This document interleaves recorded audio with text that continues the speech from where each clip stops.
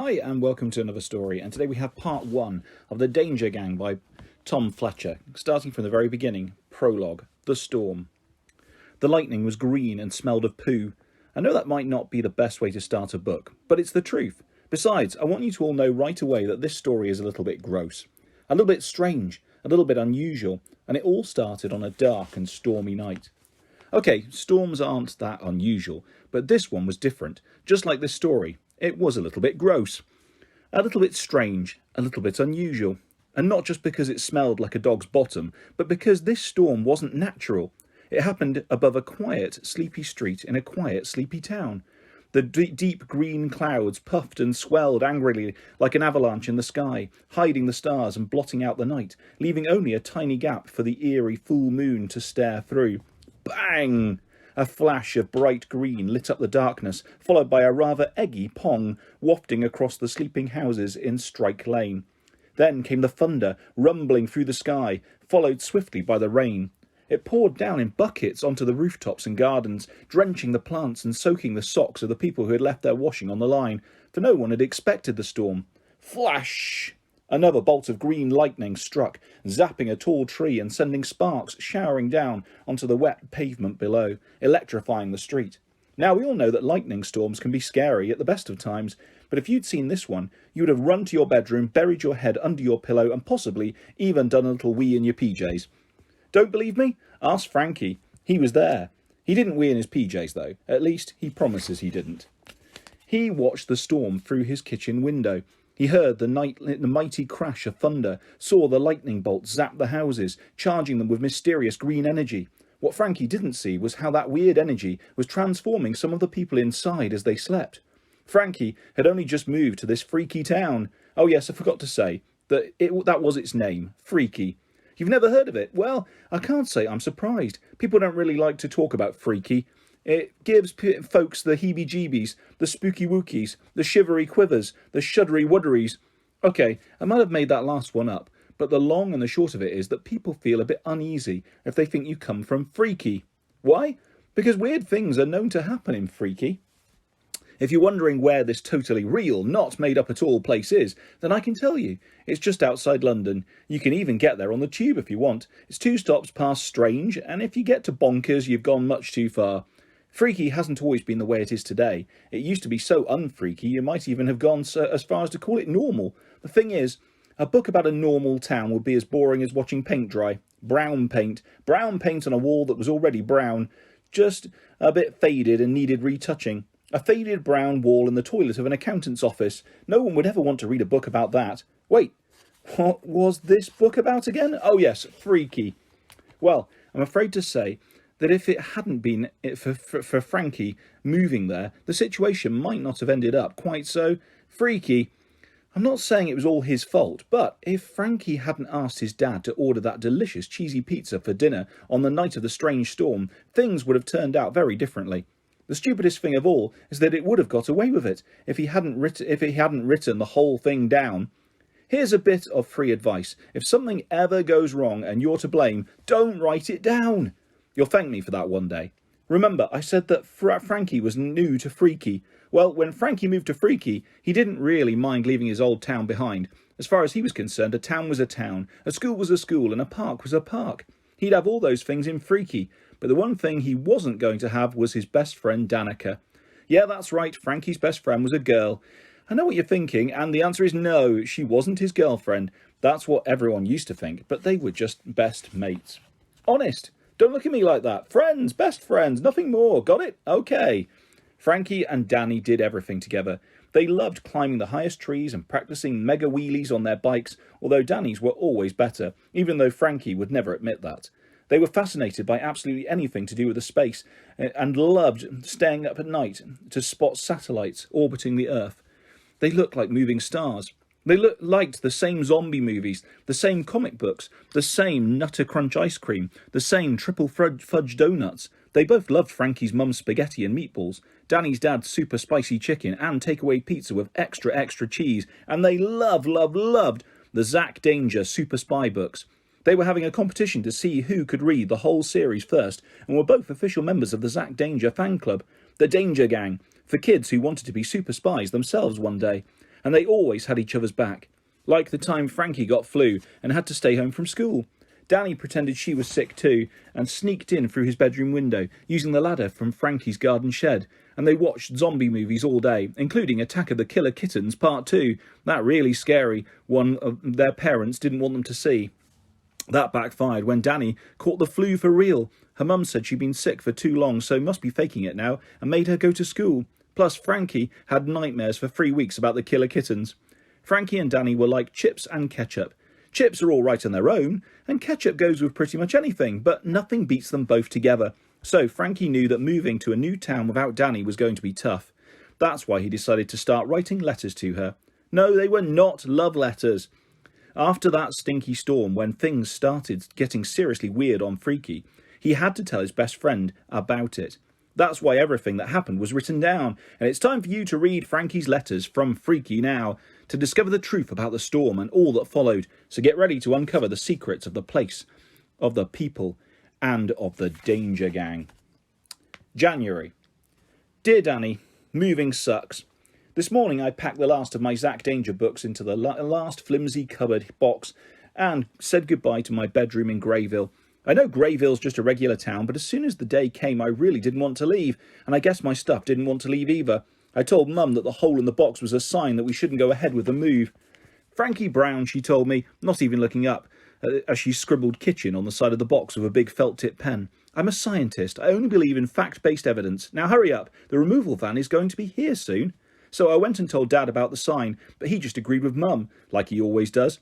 I walked out of my bedroom for the very last time.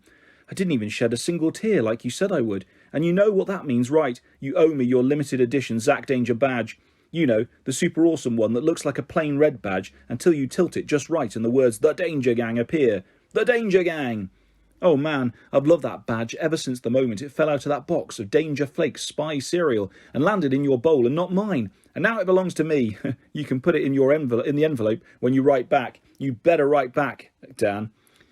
Dad says the new people moving in are going to turn my room into a gym. A gym! Can you believe that? I grew up in that room. We've had so many epic historic moments in there, Danny. It made me think of when we went on that school trip to London and we stopped to take photos of a blue plaque on the wall of a house just because some author I'd never heard of wrote a book there. Well, if that Dickens guy got a plaque just for writing some words down, then my bedroom deserves a plaque too. In fact, I thought I'd make one before I left, so the new owners would know whose room it was they were working out in. Frankie Brown picked 10,000 bogeys in this room from age 0 to 10. The trouble is, Dad got suspicious when I asked which box he'd packed the hammer in, so I didn't get a chance to hang it up. Seriously though, we did so many awesome things in there. We completed our first video game, saw our first UFO through the window, and there was that time we spotted the same shooting star, and my hand accidentally brushed yours, and you thought I was trying to hold your hand. As if, yuck. My cot was even in there when I was a baby, and now some stranger is going to fill it up with treadmills and rowing machines. Well, I left them a note on the door that I think might change their mind. This is a legal document to certify that this bedroom still belongs to Mr. Frankie A. Brown. By reading this legal document, you are entering a visual contract with Mr. Frankie A. Brown, the legal owner of said room, and agreeing that you will not turn this historical landmark into a gym, and that you will instead get a gym membership like everyone else.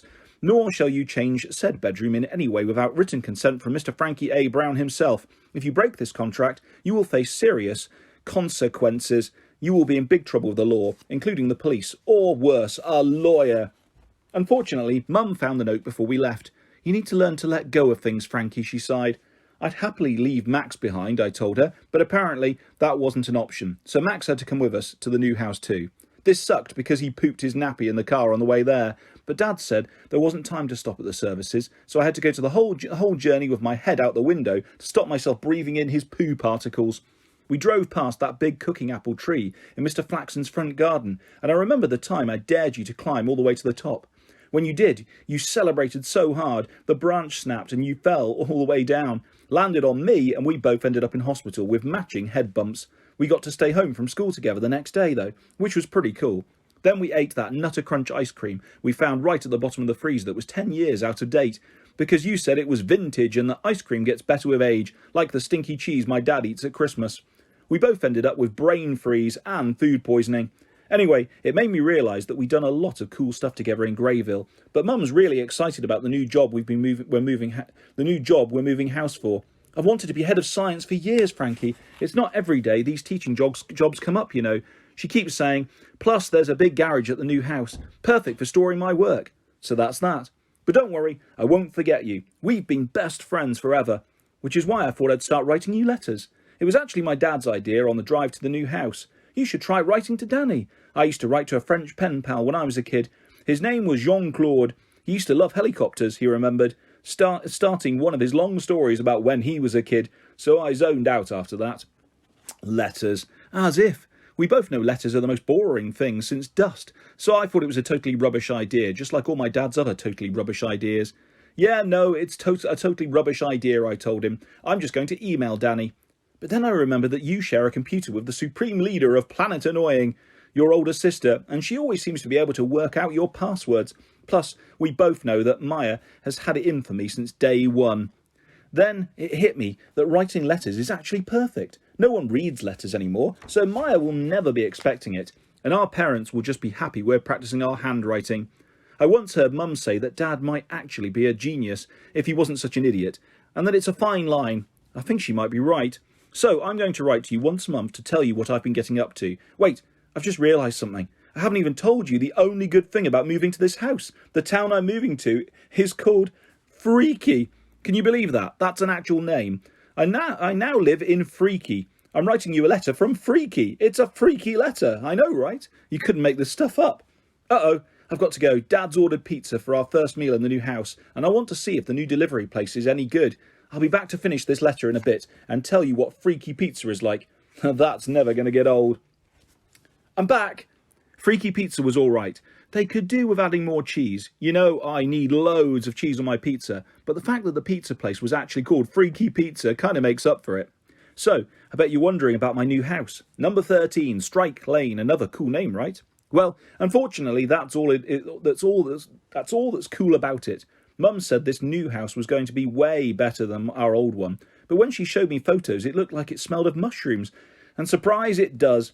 Plus, there's nothing new about it. When you get new clothes, they haven't been worn in by an old lady, so I don't see why we have to move to a house that had already been lived in by one, along with her 11 cats. The front door has this weird, colourful glass in it, like the kind you find in churches. It looks nice, I guess, if you're into that sort of thing. I said it would be cooler if we had one of those zombie-proof front doors that can withstand the force of an undead army attack, but Mum said not to be so ridiculous. We could never afford one of those. We've got all the usual stuff you'd expect to find in a house. A living room, kitchen, bedrooms, doors, windows, lights. And just off the kitchen is a huge garage, which is Mum's. Remember, I said that was one of the main reasons we moved here. Well, Mum's wanted a place to store all her inventions for ages, and now she's got one. The rest of us have to keep out. I suppose Mum being an inventor is pretty cool, but I'll tell you this, when it comes to moving house, inventors are a nightmare.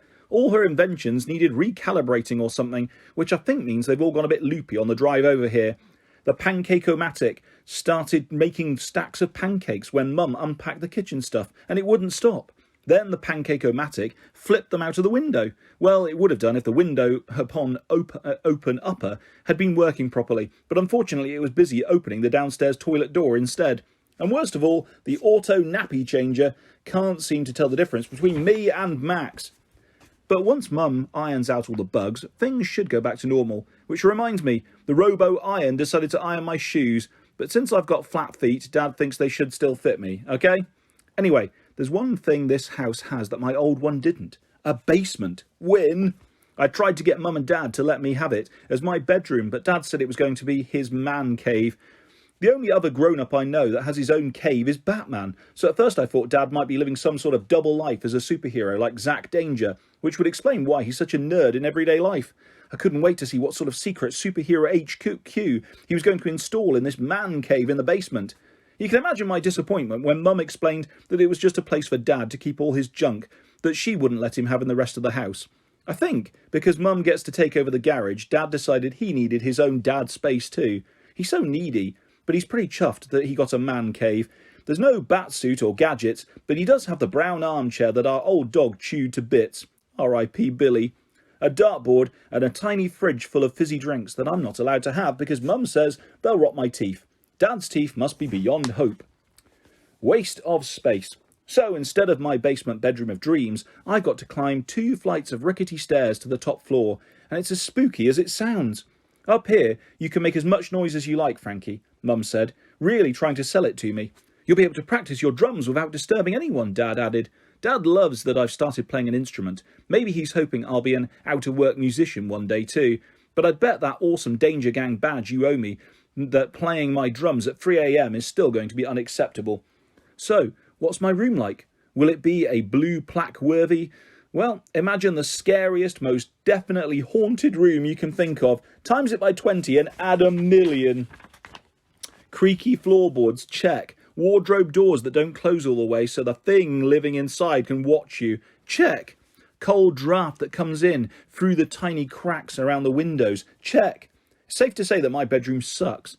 I thought I'd make it a bit cosier by sticking up those glow-in-the-dark stars that were on the ceiling of my old room. You know, the ones we used to rearrange to spell funny words.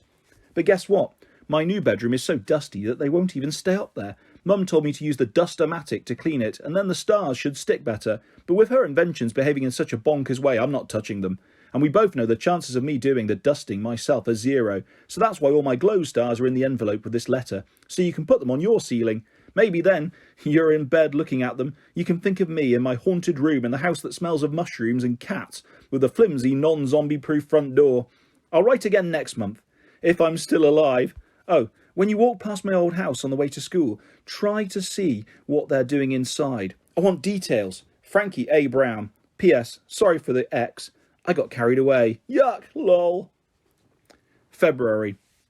Dear Danny, it worked. You got my first letter and you wrote back. Did you notice that I used my mum's label machine to write your address on the envelope, just in case the supreme leader of Planet Annoying, your big sister, recognised my handwriting and ripped it up? Or worse, read it?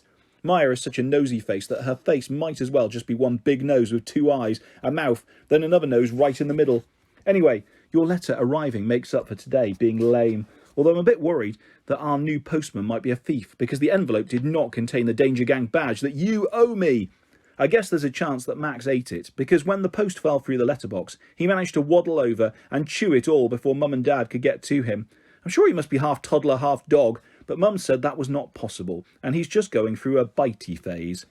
If there was anything in your letter, I'm sure Dad will find it in his nappy sooner or later, just like when he swallowed my Zack Danger action figure spy gun. Max, not Dad. I looked for that thing for ages before Max squeezed it out. Thanks for checking up on my old house for me. I cannot believe the new owners have already taken down my treehouse. The Fortress of Frankie, the Frank Cave, Frankie and Dan HQ, the Danger Gang. That place was our hideout, our secret lair. What harm would it have done to leave it? If I knew, I knew I should have included it in the legal document I left them. Too late now, you live and learn. Dad always says that. I'm not really sure what it means, but I think I've used it correctly. We've got a pretty good tree in our new garden, though, and I've already got some big ideas for a Danger Gang HQ, so that will put our old one to shame. I've taken the liberty of drawing up some plans. Let me know what you think. Pretty cool, right? It's a work in progress, but you live and learn. That didn't sound right that time. How are things back in Greyville? I've got so much to tell you about Freaky, especially my new school, Freaky Primary. It's pretty cool, except for one person, Ronnie Nutbog. Well, when I turned up at the school gates on my very first day, Ronnie Nutbog was waiting for me. I heard there was a new kid starting today, he grunted at me. Let's see if you've got anything good in your lunchbox. Obviously, I'm not scared of anyone, and normally I'd have told him to shove off, but Ronnie Nutbog is twice as big as me, which means that's probably 3 times as big as you. Well, luckily for me, my dad has been on lunch duty that morning, and you know how useless he is at that kind of thing, so I had weird, stinky egg sandwiches. When Ronnie caught a whiff of those, he nearly threw my lunchbox on the floor and thought he might leave me alone. Unluckily for me, though, Mum had sneaked in a triple fudge donut underneath the stinky sandwiches, along with a note saying, "Good luck on your first day. I'll be in the science classroom if you need anything." Ronnie crumpled up the note, shoved the delicious squidgy donut into his mouth and gave me a huge fudgy grin. "Thanks, bumface," he mumbled as he wandered off, and a load of kids standing close by laughed. I'm still pretty sad about the donut. In my first class, instead of doing my work, I wrote a poem about Ronnie on my pencil case. It's a new pencil case that I got for my first day of school. I know that might sound kind of lame, but this is no ordinary pencil case. It's one of my mum's inventions. I'll draw it for you. It has all these cool secret compartments and bits that flip open to reveal other secret compartments. There's a little detachable spoon for my yoghurt at lunchtime. The zip becomes a torch when you press it. It floats on water. It's fireproof, glows in the dark, and there's even an emergency whistle. I mean, Mum went a bit overboard, to be honest, but when she said pencil cases are so expensive these days, it would be cheaper to make one, I didn't expect her to actually do it. This is the poem I wrote on the side of it. Don't worry, the pencil case also comes with a fade-away spy pen, which means my poem's top-secret messages on the side of it will disappear before my enemies can read them. Ronnie is a great big bumhead with a face like a wrinkly bum, and a bum on his chin and 2 bums for eyes and a bum for dad and a mum. He's got a bum nose and a bum for a mouth, and there's something I must have forgotten. Ah, yes, it's his brain, which is very, very small, and it's not in his head, it's in his bottom. I was really happy with that poem, but then my new teacher, Miss Tinky, that's her actual name, saw that I'd been writing on my pencil case, and not writing about the ancient Egyptians like she'd asked. So she came over to see what I'd been doing, and gave me a sad face sticker on the class chart, which at Freaky Primary is the worst, and Ronnie Nutbog laughed. I don't like Ronnie Nutbog. Then it was home time. As if starting a new school wasn't embarrassing enough, because we moved house in January, everyone in my class already knew each other, and I realised that first impressions were everything. I had to play it cool, especially after the bad start with Ronnie Nutbog. The last thing I wanted was for my classmates to find out that my mum is the new science teacher, or my life would be over. No one wants to hang out with a teacher's kid. I was actually pretty grateful that Ronnie had crumpled up the note Mum had left in the lunchbox. Luckily, my class didn't have science on Mondays, so I managed to get through the whole first day without anyone finding out, until home time, when Mum came to my classroom to collect me. Everyone saw her waving at me through the window with her shiny new staff member name badge on her chest. "Why is the new teacher waving at you?" a kid named Eric Flipperson asked curiously. I shrugged and kept my head down. "Is she your mum?" a girl called Susie Prune asked. "No," I spluttered. "Wait, she is! I saw you moving into number 13 over the weekend. You live on the same street as me. I live at number 7, the one with the yellow door," another girl named Jamelia Pointer said. All I could do was grab my bag and make a run for it. But it was no use. It turns out that as well as Jamelia Pointer, a bunch of kids in my class live on the same street as me. There's Susie Prune and Eric Flipperson, Katie Speck, Molly McClear, Charlie Campbell, and this is the worst, Ronnie Nutbog, and they all saw me and the science teacher walking home together. Molly McClear gave me a little wave as we went inside our houses, and I think Jamelia smiled. But across the road, Ronnie Nutbog was laughing his head off as he went into number 14. Frankie's mum's a teacher. Frankie's mum's a teacher. It was so lame. I mean, I didn't cry or anything, but I was really miffed with Mum, especially when she started waving to them all like some sort of celebrity. But when we got home, she pulled out a jumbo packet of marshmallows from her bag and said, "Well done on your first day at school, Frankie." Then she let me eat the whole lot, and just like magic, the marshmallows somehow melted my crossness towards Mum. Anyway, today has totally taken over as my worst day at Freaky Primary so far. You know what today is, right? Valentine's Day. As if Valentine's Day isn't bad enough already, Miss Tinky made us all write stupid Valentine's Day cards in class. She said we could write to anyone in the class, or, if we didn't want to do that, we could write one to our mum or dad. Everyone laughed when she said that, so there was no way I was going to send one to my parents. But there wasn't anyone in the class. I wanted to send a shiny pink card with an even shinier, pinker love heart on the front. I thought really hard about who would be the least embarrassing person in the class to send my card to, just in case they figured out it was me that sent it. I must have thought about it for longer than I realised, as before I knew it, the lesson was nearly over and I hadn't written a thing. I looked around at the other kids I could potentially send a card to. The list of "no way" went on, but the clock was ticking and everyone was licking their envelopes already. So I panicked and I wrote my card to the next person that popped into my head. Miss Tinky. Great idea, I thought. That saved the weird embarrassment of sending one of the girls in the class a lovey-dovey, wishy-washy Valentine's Day card. Everyone else had finished theirs, so I quickly scribbled her name on the envelope and went to post it in the shiny red postbox that Miss Tinky had set up in front of the class. That's when Miss Tinky said, "Frankie Brown, since you're the last one up, you can hand out all the cards." "What?" I blurted. "I said that you can be in charge of handing out all the Valentine's cards. You're our class Cupid," she trilled as she pulled something out of the art cupboard and made my life 10,000 times worse by sticking a pair of homemade angel wings on my back. Well, you can imagine my horror as all these eyes watched me pick up the red box and start handing out the cards. 2 for Daisy Jacobs, 1 for Jamelia Pointer. Ronnie Nutbog got 3 Valentine's Day cards, which I'm pretty sure he sent to himself. I hand-delivered the sealed envelopes dressed as Stupid Cupid and realised that I was nearly at the end of the box, which meant my card was coming up soon. There was no way of getting out of it now. I was going to have to hand a Valentine's Day card to Miss Tinky, but then she'd probably think it was from one of the goody-goody kids who sit in the front and get top marks in all their tests, or maybe even Ronnie Nutbog, trying to make up for getting caught eating Chewy Chews in maths earlier. Either way, she'd never suspect it was from me, right? I pulled out the card with my scribbled handwriting on the envelope and nervously approached Miss Tinky's desk. "What's this?" Miss Tinky said, looking shocked. "Is that a Valentine's Day card for me?" "It appears to be, miss," I said, pretending to look surprised to throw everyone off the scent. The whole class giggled as she took the red envelope.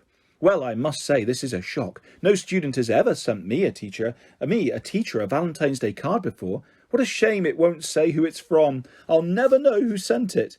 That's when my heart stopped. The world spun, and I felt sick. And that is where we will leave part 1 of The Danger Gang by Tom Fletcher. I'll be back soon with the next part of this fantastic story, and lots more stories and videos coming your way very soon. If you'd like to subscribe or hit a like, that's always appreciated. Thanks for listening, guys. Take care. Bye-bye.